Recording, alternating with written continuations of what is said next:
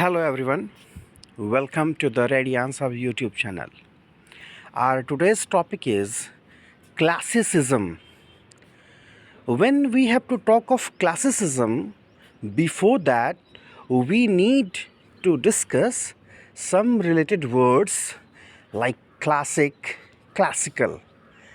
So our today's discussion will be based on JA Cuddon's book, Dictionary of Literary Terms.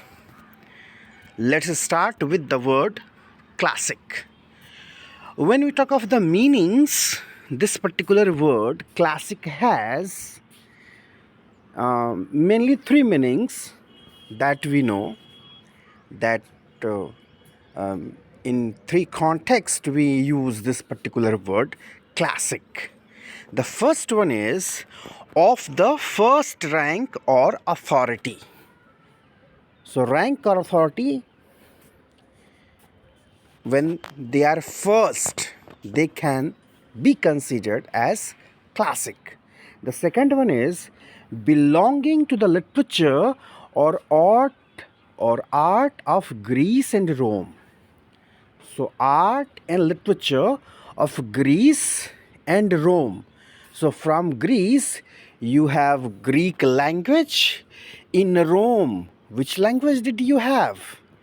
In Rome, in Roman Empire, we had Latin language. Don't be confused when we say Greek and Rome. That stands for two ancient languages, Greek and Latin. So belonging to the literature or art of Greece and Rome.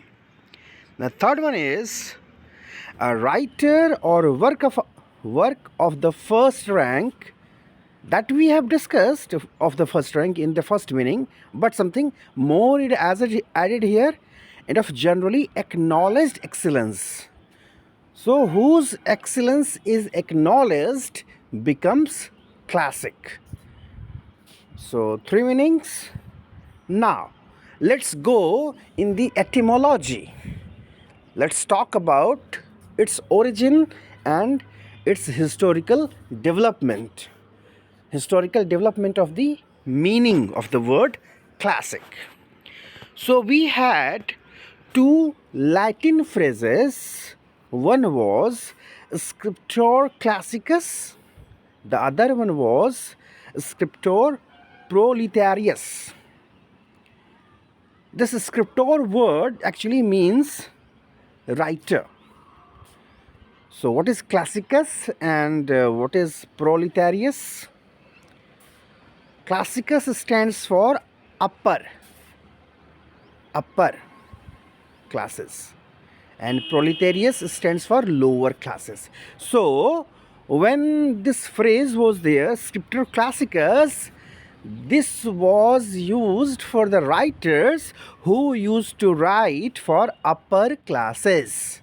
So classicus denotes the meaning, you can say a compact meaning, not a compact, a smaller meaning, you can say. A meaning in a smaller circumference, that was upper classes. And this scriptor proletarius was the phrase used for the writers who used to write for lower classes. With the passage of time, what happened? Gradually, for the Romans, the term classic came to signify an author of the first class quality. So, from that particular phrasing, upper classes writer, it became, from that phrase upper classes, it shifted to the author of the first class quality. Are you able to trace the change in meaning? So Romans means the people who used to use Latin language. You must know Latin got originated somewhere, at some site of Rome in Italy. Today there we have Italian language in Italy, but at that time Latin was originated there. So this is how the meaning got changed. Now the word merely meant a writer who was studied. With the passage of time, what happened?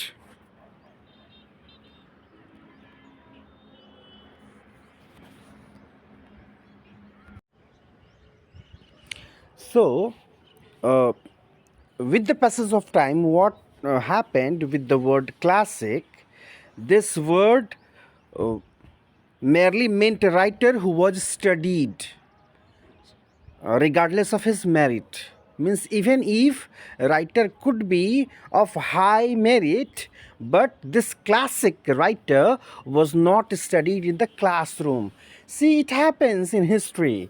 When somebody is in form for some years, the person may go out of form, and again it may happen that with the passage of time again he gains the form. It is very much cyclic. History is very much cyclical. The things repeat. When you talk of the Renaissance, in the time of Renaissance, what happened? They talked about ancient writers or medieval writers, but at that very time also, major works by Greek and this Roman writers that of first class importance was studied. Not every work. And the humanistic view that the best classical authors had reached perfection. But yes, one concept was there that in classical authors, those who were best, they were considered to reach the perfection. And when this perfection word comes, you may know that perfection is something that is just expected, that cannot be gained in reality. We can just assume that something or someone is perfect. So if that happens, if someone reaches that point, it means the person or the writing becomes imitable. The people will try to imitate that. The people will try to copy that. So happened with the classical writers.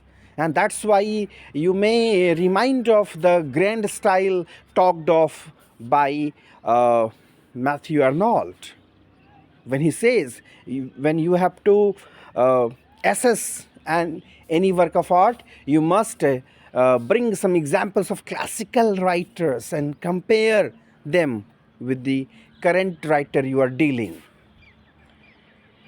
So now with the above discussion, we may conclude some meaning of the word classical. Actually, in previous two slides we talked of classic. Okay, so from classic now we'll move to the word classical. So classical means anything pertaining to Greece and Rome. Anything related to Greece and Rome, nearly always there is the implication of the best. So something which was the best was classical, a standard of excellence, worthy of emulation. Emulation is used for something when somebody or some art is taken to be exemplary. Exemplary, I hope you understand. In the context of India, we have a High Court and Supreme Court. Supreme Court, which one is Apex Court. So when some verdict comes from High Court, any High Court of any state, that can be taken as exemplary in others, in other high courts as well as in Supreme Court. So that is exemplary. So classical is something that was exemplary, that could be taken as example, an example, as I have told you about grand style by Matthew Arnold. In literature, when we talk of the qualities, which are the qualities that they, which can be taken as classical, the work has the qualities of order, harmony, proportion, balance, discipline. So if these qualities are there in literature, that can be classical. Order, the things are in order. Harmony, you understand, when the things have very much balance. Proportion, you know the quality of proportion. When we take the example of chemistry of proportion, you know, hydrogen and oxygen, when hydrogen are two in number and oxygen is there in some special circumstances only, H2O becomes water, means two hydrogen one oxygen make water. But when they come just single O and H, that becomes hydroxide, OH. When there are two hydrogen, two oxygens, H2O2, that becomes hydrogen peroxide. So proportion is very important, that determines the quality of the substance. Balance, discipline, these all the characteristics, these all are the properties of classical literature or classical art. In short, nothing can be taken away from it or added to it without doing it some injury. This you have to understand. When something is totally complete, totally perfect, if you take something, anything from it, it will reduce its previous existence. When you add something, that will also disturb its perfection. Okay? For example, if some wall is very beautifully made, the height and all sort of things, if you bring one brick from it, it will disturb its structure. And if you add one more brick there, that will also change the structure of that wall. So that happens with the classical literature or classical art when it has these qualities. So anything that you add or you subtract, that will disturb its existence. So now come to the word classicism. This is the short video, so we'll talk of classicism in brief. In the second video, we'll talk it in elaboration. We'll elaborate that, the particular word classicism. Okay, so classicism, what does it have? Styles, rules, modes, conventions, themes and sensibilities of the classical authors. Now see, if we could not discuss that word classical, how could you understand this classicism? Because here you are having the phrase classical authors. Now you have the idea of classical authors, so you can understand classicism. So style, you know, in writing people have different style, rules that they follow while composing something, modes, in different manner that they write, convention, you understand, convention are the set of rules, some rules which are equally mandated, equally understood and followed by the people, so that becomes convention. Themes and sensibilities of the classical authors. So when these all come into existence, that brings classicism. If we extend it, by extension, their influence on and presence in the works of later authors. So classicism can not only be found in classical authors, it can also be traced in later authors when the influence of classical authors are there in their contemporaries or in later authors. So there also we may find classicism. Clear? Now, it implies an emphasis on the virtues of reason. These all letters in green, they are very important. You must note them. Emphasis on the virtues of reason, moderation, balance, and harmony. So, reason is very much there, rationality is very much there, fantasy is not that much there. Obviously, when you have to understand classicism, fantasy, romanticism should be understood. In binaries, when we talk, that makes our understanding very clear. For example, the contrast, when you have to use blackboard, you must use white chalk on that. That contrast makes the visibility very apt, very clear. So it implies an emphasis on the virtues of reason, moderation in something balanced, harmony, as well as one more important aspect, that is human beings as essentially social in their nature. Social. In classicism, you see human beings as very social in nature. In romanticism, you don't find that. Romanticism based on the individuality, individuals understanding, individuals experience.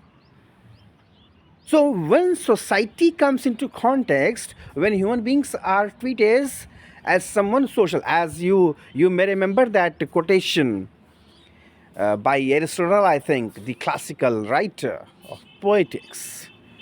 Humans are the social animal. So social, becoming social of humans, that is one of the main aspects of classicism. Now come to its application. For the Romans, classicism was coterminous. What does it mean? Having the same boundaries or extent in space, time, or meaning with the Greek influence. Even as I talked before, that classicism is not only the style, manner, and all sort of things of classical writers, it can also be the influence on the contemporaries and on the later authors. So, Greeks, they influenced Romans as well. So, Romans were inspired, were influenced by Greeks, even if they were in the same point of time, even if they were contemporaries. For example, the examples are given that Seneca, he imitated Greek tragedians. So Seneca used to write in Latin language. Virgil again, the Roman poet Virgil, who used to compose in Latin. Seneca was influenced by Greek tragedians. Virgil was much influenced by Homer, the Greek writer of epic. So this was a kind of intro for the word classicism. We will talk more about classicism in the second video. Thank you so much for your patience.